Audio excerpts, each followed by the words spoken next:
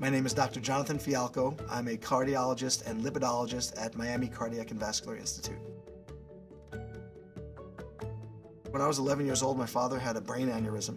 And I remember doctors would come out and give us information that was scary. There were doctors who were just very matter-of-fact about it, and it left us kind of frightened. And there were other doctors who were much more empathetic and warm and telling us the same information, but a much more caring way, giving us some hope. I wanted to be someone who was able to help people through tough experiences, have the empathy to put myself in their position and mitigate or decrease the fear and anxiety that comes with having health issues.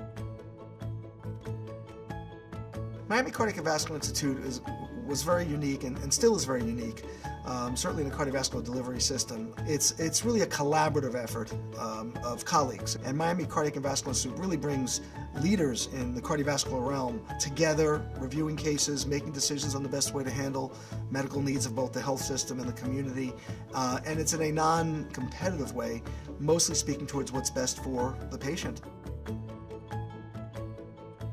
More often than not, we have to step back and take into account what the patient's expectations are, both for their health, quality of life, desire to take a medication, desire to do a procedure. It's called a patient-centric approach, where we take their expectations into play, their religious beliefs and spiritual beliefs, their family support. We're able to make a much better level of communication with the patient when we're taking account for what their expectations are for themselves and their healthcare delivery and support, as well as demands on their family.